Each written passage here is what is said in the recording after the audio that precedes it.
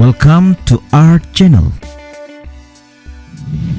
Sejumlah badan intelijen dengan nama besar tersebar di berbagai negara. Namun, kita mungkin sedikit lebih akrab dengan Central Intelligence Agency atau CIA yang sering dijadikan tema dalam sejumlah film Hollywood.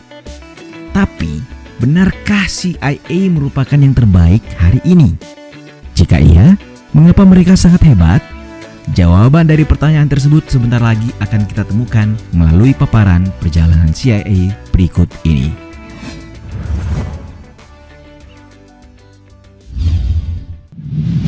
Pernahkah kita mendengar tentang peristiwa pengeboman Pearl Harbor?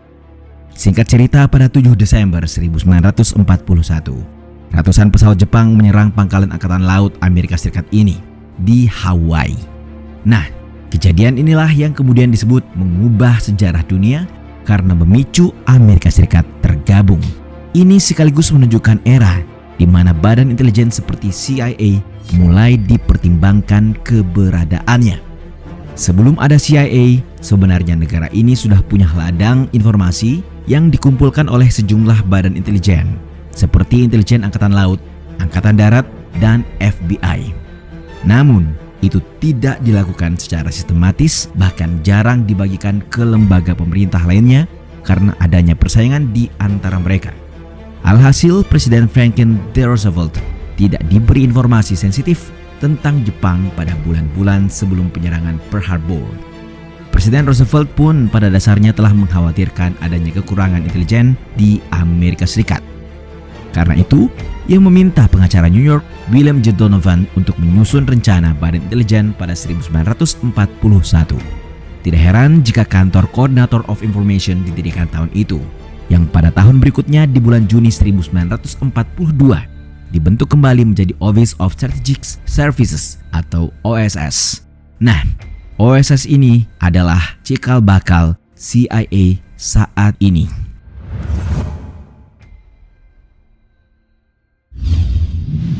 OSS pada dasarnya diciptakan untuk menyatukan untaian intelijen asing Amerika Serikat yang terfragmentasi dan tidak terkoordinasi dalam satu organisasi.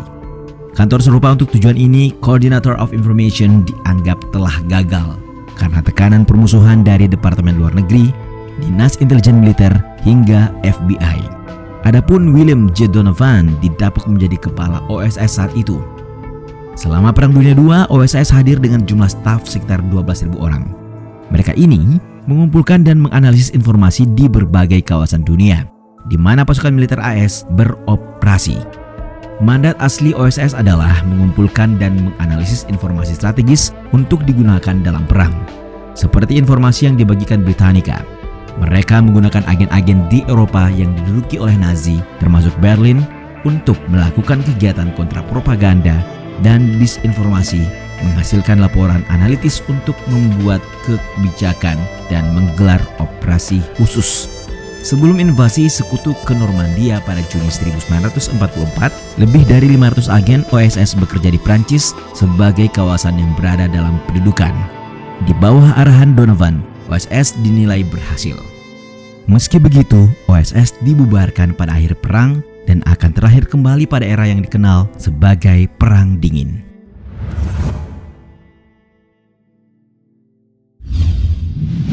Memasuki tahun 1946, Presiden Harry S. Truman menyadari perlunya pembentukan intelijen pasca perang yang terkoordinasi. Institusi yang dimaksud dibentuk atas perintah eksekutif kelompok intelijen pusat dan otoritas intelijen nasional, di mana keduanya merekrut mantan anggota kunci OSS. Bahkan sepertiga anggota CIA merupakan veteran OSS berpengalaman. Seperti pada masa sebelumnya, ada masalah ketidakpercayaan dan persaingan antara badan-badan sipil baru dan Dinas Intelijen Militer, juga FBI.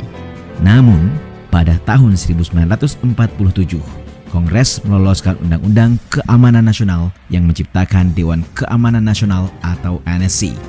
Seperti dikutip dari situs CIA, Undang-Undang Keamanan Nasional tahun 1947 menetapkan CIA sebagai badan intelijen sipil independen di dalam cabang eksekutif. Lembaga ini juga diberi kekuasaan yang luas untuk melakukan operasi intelijen asing.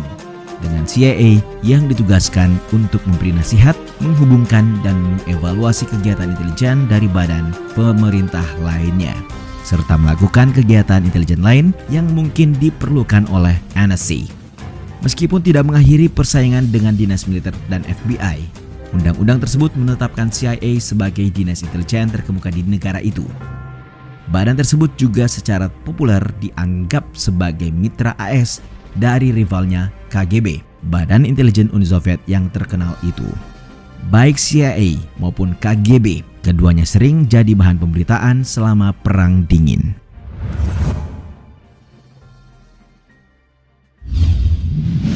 Tidak bisa dimungkiri, CIA memainkan peran besar dalam Perang Dingin. Secara umum, Badan Intelijen mengalami perkembangan pesat pada akhir Perang Dunia II dan seiring dimulainya Perang Dingin. Khusus CIA, ia disebut punya peran penting dan diandaikan seperti playmaker dalam sebuah tim sepak bola. Berbagai operasi rahasia dimainkan untuk menembangkan rezim di negara yang berafiliasi dengan blok musuh. Operasi itu dapat berupa propaganda, desain politik, hingga sokongan dana dan persenjataan kepada para oposisi. Ada sejumlah operasi terkenal yang pernah melibatkan CIA. Satu di antaranya ketika ia masih berwujud OSS. Tahukah kalian tentang operasi Paperclip di penghujung Perang Dunia II ketika kekuasaan Hitler redup dan Nazi diambang kekalahan besar? Pihak Rusia dan Amerika Serikat berebut teknologi yang dimiliki oleh Reich ketiga. Terkait itu, pada 16 November 1945, 88 ilmuwan Nazi dibawa ke Amerika Serikat. Operasi yang cukup kontroversial ini dikerjakan oleh unit baru Joint Intelligence Objectives Agency untuk memanen kekayaan intelektual dan teknologi Jerman, termasuk mengembangkan roket untuk senjata dan peluncur satelit. Artinya, para ilmuwan ini berjasa membantu AS selama Perang Dingin melawan Uni Soviet. Kemudian ada operasi Teluk Babi yang tidak kalah terkenalnya pada tahun 1961. Saat itu CIA mengirim 16.000 pelarian politik asal Kuba untuk menginvasi pemerintahan di bawah pimpinan Fidel Castro yang berhaluan komunis. Operasi Mongoose ini gagal karena buruknya perencanaan, keamanan, dan dukungan bahkan dinilai memalukan. Rencana serangan udara AS sebagai dukungan kepada pasukan di lapangan tidak terjadi. Insiden ini membuat Presiden John F. Kennedy memberhentikan Direktur CIA saat itu, Allen Dulles. Dalam menjalankan tugasnya, CIA tidak bekerja sendiri, sebab mereka cenderung bekerja sama dengan lembaga intelijen lain dari negara yang menjadi sekutu Amerika Serikat, seperti Badan Intelijen Asing Inggris, Secret Intelligence Service, dan BND dari Jerman Barat. Selain itu, CIA juga dilaporkan menjalin kerjasama dengan Agen Intelijen Nasional Israel, Mossad, juga Research and Analysis Wing atau RAW India. Banyak laporan tentang operasi Mossad di berbagai negara, termasuk operasi pencurian dokumen rahasia program nuklir Iran di sebuah lokasi yang dirahasiakan. Iran tidak pernah mengakui jika Badan Intelijen Israel itu berhasil menyusup dan mencuri dokumen rahasia program nuklirnya. Namun, data curian itu dilaporkan menjadi dasar Presiden Amerika Serikat Donald Trump menarik Washington keluar dari perjanjian nuklir tahun 2015 antara Iran dan 6 kekuatan dunia, AS, Rusia, Inggris, Prancis, Jerman, dan Tiongkok.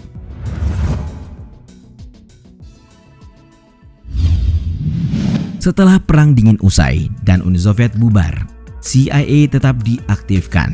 Sementara Badan Intelijen Rusia KGB diteruskan oleh Federal Security Service atau FSB. Uniknya, mantan rival ini bekerja sama atas kasus terorisme pada tahun 2017 lalu. Sebagaimana dilaporkan Washington Post, Presiden Rusia Vladimir Putin menyampaikan ucapan terima kasih melalui sambungan telepon kepada Donald Trump atas informasi yang diberikan oleh CIA. Putin mengatakan kepada Trump bahwa informasi yang diberikan oleh CIA memungkinkan lembaga penegak hukum Rusia untuk melacak dan menahan sekelompok tersangka, sehingga menggagalkan rencana serangan teroris di Saint Petersburg. Itulah tadi uraian seputar awal pembentukan sejumlah operasi hingga keberadaan CIA yang mampu bertahan hingga hari ini lewat kerjasamanya dengan berbagai negara.